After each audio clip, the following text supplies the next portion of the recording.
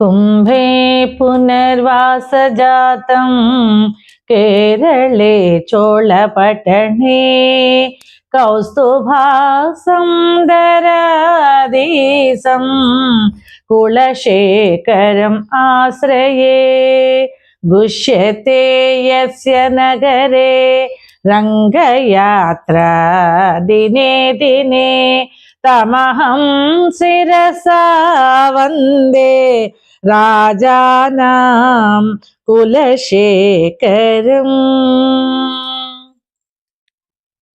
जिह्वे कीर्तय केशवं मुररिपुं चेतो भज श्रीधरं पाणिद्वन्द्वसमच्चय अच्युत कथा श्रोत्रद्वयातं शृणु कृष्णं लोकय लोचनद्वय हरे गच्छाङ्घ्रि युग्मालयं जिघ्रघ्राण मुकुन्द पादतुलसीं मूर्धन्यम् आदोक्षजम्।